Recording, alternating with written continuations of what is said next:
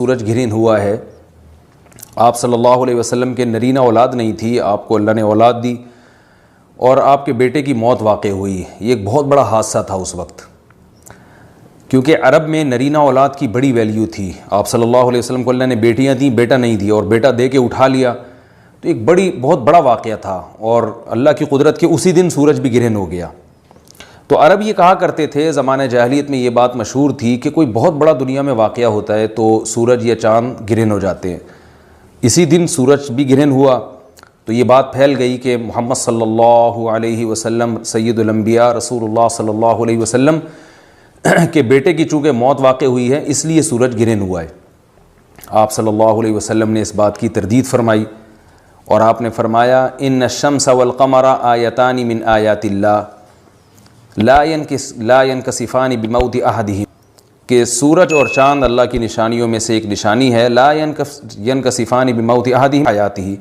نہ تو یہ کسی کی موت کی وجہ سے گرہن ہوتے ہیں نہ کسی کی زندگی کی وجہ سے. بل یخوف اللہ بہما عبادہ, اللہ ان کے ذریعے اپنے بندوں کو ڈراتے ہیں. یہ بخاری مسلم کی حدیث ہے, اپنے بندوں کو خوف زدہ کرتے ہیں. تو یہ اللہ کی نشانیاں ہیں. اور آپ صلی اللہ علیہ وسلم نے اس موقع پر نماز کا حکم دیا, اللہ کے سامنے عاجزی اور انکساری کا حکم دیا. دیکھیے یہاں ایک بہت اہم پوائنٹ کی بات ہے ان لوگوں کے لیے جو اسلام کے خلاف ہیں, جو محمد صلی اللہ علیہ وسلم سرور دو عالم سید الانبیاء صلی اللہ علیہ وسلم کو سچا نبی نہیں مانتے. ان کے لیے اس حدیث میں آپ صلی اللہ علیہ وسلم کی نبوت کی ایک بہت زبردست دلیل موجود ہے. ایک واقعہ ہوا ہے آپ صلی اللہ علیہ وسلم کے بیٹے کی موت کا, اور عرب یہ ویسے ہی کہا کرتے تھے کوئی بہت بڑا دن ہوگا تو سورج گرہن ہوگا.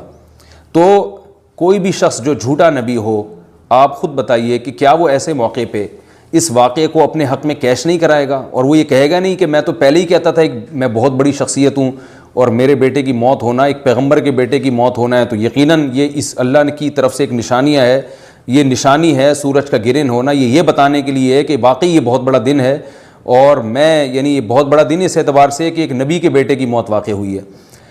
لیکن آپ صلی اللہ علیہ وسلم نے یہ سب نہیں کیا, اور آپ نے بتایا کہ سورج اور چاند کے گرہن ہونے کا کسی کی موت یا زندگی سے کوئی تعلق نہیں. اور آج سائنس نے بھی ثابت کر دیا ہے کہ یہ ایک سائنٹیفک حقیقت ہے کہ جب زمین اور سورج کے درمیان چاند آ جائے تو سورج گرہن ہو جاتا ہے, اور جب چاند اور سورج کے درمیان زمین آ جائے اور سورج کی روشنی چاند تک نہ پہنچ رہی ہو تو چاند گرہن ہو جاتا ہے. تو یہ ایک اس میں عبرت کی بات بھی ہے ان لوگوں کے لیے جو آپ صلی اللہ علیہ وسلم کی نبوت میں شک کرتے ہیں. البتہ آپ صلی اللہ علیہ وسلم نے اس موقع پر ہمیں حکم دیا کہ اللہ سے تضرع اور عاجزی اور انکساری کی جائے, اپنے گناہوں کی معافی مانگی جائے. اور نماز آپ صلی اللہ علیہ وسلم نے پڑھی. اس پہ بھی بعض لوگ اشکال کرتے ہیں کہ یہ جب ایک نیچرل پروسیس ہے تو اس میں اتنا گھبرانے کی, کیونکہ حدیث میں آتا ہے آپ صلی اللہ علیہ وسلم بہت گھبرائے, تو اس میں گھبرانے کی کیا بات ہے. تو یاد رکھیے ہر نیچرل پروسیس جو ایک عام معمول سے ہٹ کر ہو اس میں انسان کے لیے ایک عبرت کی بات ہوتی ہے. ہم دیکھتے ہیں رسول اللہ صلی اللہ علیہ وسلم کے دور میں جب تیز ہوا چلتی تھی اور بارش سے پہلے ہوا چلا کرتی تھی تیز ہوائیں, تو آپ صلی اللہ علیہ وسلم گھبرا کے مسجد کی طرف دوڑتے, عاجزی انکساری کرتے, اللہ تعالیٰ سے یہ کہتے کہ اللہ تو نے تو مجھ سے وعدہ کیا ہے کہ جب تک میں ان کے درمیان موجود ہوں تو ان کو عذاب نہیں دے گا. تو یہ خوف کا غلبہ تھا آپ صلی اللہ علیہ وسلم پر. کیوں؟ وجہ اس کی یہ تھی کہ یہی حالات قوم عاد اور قوم سمود پر بھی آئے ہیں. قرآن میں آتا ہے نا فلما رأوه عارضا مستقبل اودیتهم قالوا هذا عارض ممطرنا بل هو ما استعجلتم به ريح فيها عذاب الیم تدمر كل شيء بامر ربها فاصبحوا لا يرى الا مساكنهم, کہ وہ بادلوں کو دیکھ کے کہنے لگے یہ تو ایک معمول کے مطابق بادل ہیں جو برسیں گے اور بارش ہوگی. تو پیغمبر نے کیا کہا کہ یہ بارش نہیں ہے بلکہ یہ وہ عذاب ہے جس کی تم جلدی کیا کرتے تھے, اور اس میں ایک ایسی ہوا ہے جو اللہ کے حکم سے ہر چیز کو ہلاک کر دے گی. اور پھر ان پر ایک ہفتہ عذاب آیا, اور قرآن کہتا ہے کہ وہ ایسے پڑھ کے ہلاک ہو گئے کہ فَتَرَ الْقَوْمَ فِيهَا صَرْعَىٰ كَأَنَّهُمْ أَعْجَازُ نَخْلٍ خَاوِيَةٍ, اے مخاطب اگر تو ان کو دیکھتا تو ایسے لگتا کھجور کے تنے ہیں جو اوندھے پڑے ہوئے ہیں. تو ایسے ہوا نے ان کو تہس نہس کر دیا. تو یہ عام معمول سے ہٹ کے جب بھی اس کائنات میں کوئی تغیر آتا ہے تو وہ اللہ کی نشانیوں میں سے ایک سائنٹیفک حقیقت بھی ہے, اس کی ایک لاجک بھی ہے, لیکن اس کے ساتھ ساتھ اللہ کی نشانیوں میں سے ایک نشانی بھی ہے. اور ایسی نشانی ہے جس سے ہمیں ڈرنا چاہیے کہ اللہ تعالیٰ کو اختیار ہے وہ جب چاہے سورج کی روشنی چھین لے, چاہے کسی بھی طرح سے چھینے. اور یہ بھی ایک سائنٹیفک حقیقت ہے جو آپ صلی اللہ علیہ وسلم کی نبوت پر جس نے ایک مہر لگا دی ہے کہ سورج اور چاند کا گرہن ہونا، اگرچہ اس کی ایک لاجک ہے کہ چاند سورج کے سامنے آ جائے تو سورج گرہن ہو جاتا ہے، لیکن اس بارے میں جو ہماری تحقیق ہے، جو سائنسدان کہتے ہیں کہ یہ وقت یعنی خطرے کا وقت ہوتا ہے، سورج سے ایسی خطرناک ریز نکلتی ہیں جو نقصان کا سبب بن سکتی ہیں، تبھی بعض حضرات سورج کی طرف دیکھنے سے بھی منع کرتے ہیں،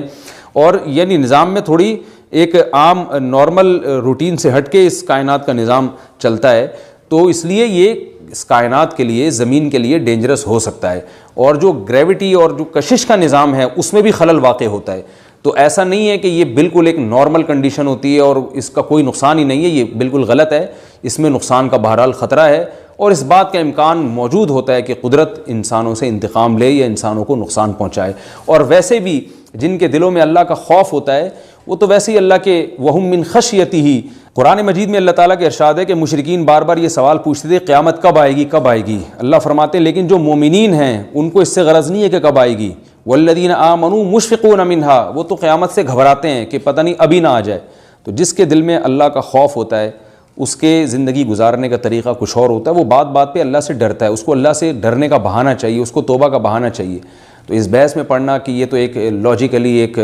سورج کی روشنی غائب ہو جائے گی، وہ ٹھیک ہے، یہ سائنسدانوں کا شعبہ ہے کہ کیوں غائب ہو رہی ہے، ماہرین فلکیات کا شعبہ ہے، لیکن اہل ایمان کا جو کام ہے اس موقع پر، ان کا جو وظیفہ ہے وہ یہ کہیں کہ اللہ کی نشانیوں میں سے ایک نشانی ہے، اللہ اپنی قدرت دنیا میں دکھاتا ہے کہ میں یہ بھی کر سکتا ہوں چاہے کسی بھی طریقے سے کروں، تو ہمیں اس موقع پر بہرحال اللہ کے سامنے جھکنا چاہیے، اپنے گناہوں سے معافی مانگنی چاہیے، اور وہی عمل کرنا چاہیے جو رسول اللہ صلی اللہ علیہ وسلم نے ہمیں بتایا ہے۔ اور اس بارے میں جو توہمات پھیلے ہوئے ہیں اس سے بھی ہمیں اجتناب کرنا چاہیے، جیسے نبی صلی اللہ علیہ وسلم نے عربوں کے وہم کو دور کیا ہے، بھائی اس کا کسی کی موت اور زندگی سے کوئی تعلق نہیں ہے، تو اسی طرح آج کل لوگوں میں ایک سورج اور چاند گرہن ہونے کے بارے میں وہم بھی بہت ہے کہ پتہ نہیں کیا ہو جائے گا، حاملہ عورتیں نہ نکلیں، فلانا نہ کرے، اور فلانا خربوزہ نہ کھائے، اس موقع پر کسی نے تربوز کھا لیا تو یہ ہو جائے گا، الٹی الٹی باتیں پتہ نہیں کیا کیا مشہور ہیں، یہ خربوزے تربوز کی تو میں ویسے ہی مثال دے رہا ہوں۔ تو کوئی بھی چیز جب کہنی ہو تو پوری طرح سے اس کی ریسرچ کریں۔ مجھے نہیں پتا حاملہ عورت کو فائدہ ہوتا ہے نقصان ہوتا ہے سورج گرہن ہونے سے، لیکن اگر نقصان بھی ہوتا ہے تو اس کی کوئی مستند دلیل ہونی چاہیے آپ کے پاس، ایسے ہی سنی سنائی باتیں آگے نقل نہ کریں۔ تو بہرحال ہمیں جو کرنے کا کام ہے جو رسول اللہ صلی اللہ علیہ وسلم نے بتایا ہے وہ کام بخاری اور مسلم کی حدیث کے مطابق نماز ہے، انفرادی بھی ہے، جماعت سے بھی ہے، مستحب یہ ہے کہ جماعت سے نماز پڑھی جائے مسجد میں یا کسی بھی میدان میں، اور 2 رکعتیں امام پڑھائیں گے اور اس میں سرن تلاوت بھی کر سکتے ہیں، جہری تلاوت بھی کر سکتے ہیں، دونوں رائے ہیں علماء کی۔ آج کل جہری کو اس لیے ترجیح دی جاتی ہے کہ صلاۃ کسوف میں جو رسول اللہ صلی اللہ علیہ وسلم کی سنت ہے وہ لمبی نماز ہے، تو لمبی نماز پڑھیں گے تو اگر آپ آہستہ آواز سے پڑھیں گے تو لوگوں کو تھکاوٹ کا احساس زیادہ ہوتا ہے، جہری پڑھیں گے تو تھکاوٹ کا احساس کم ہوتا ہے، تو اس لیے دونوں قولوں پہ فتویٰ دیا جاتا ہے، وہ ایک قول راجح ہے اور ایک میں آسانی ہے، تو آسانی اس قول میں ہے کہ جہری تلاوت کی جائے، اس میں لوگوں کو نماز میں کھڑا رہنا آسان ہوتا ہے، تو لمبی سے لمبی نماز پڑھی جائے، اس میں 2 رکعتیں پڑھی جائیں اور خوب طول دیا جائے اس کو، اور اتنا طول دینا کہ لوگوں کا خطرہ ہو کہ نماز ہی چھوڑ کے بھاگ جائیں گے، یہ بہرحال درست نہیں ہے، کیونکہ آپ صلی اللہ علیہ وسلم نے امام کو مقتدیوں کی رعایت کا حکم دیا ہے۔ اور کوئی جماعت سے نماز میں شریک نہیں ہو سکتا تو گھر میں نماز پڑھیں، انفرادی نماز پڑھیں، نماز نہیں پڑھ سکتے تو توبہ استغفار کریں۔ بہرحال یہ وقت جو ہے توبہ استغفار کا ہے، اپنے گناہوں سے معافی مانگنے کا ہے۔ اللہ تعالی ہم سب کو عمل کی توفیق عطا فرمائے، وما علینا الا البلاغ۔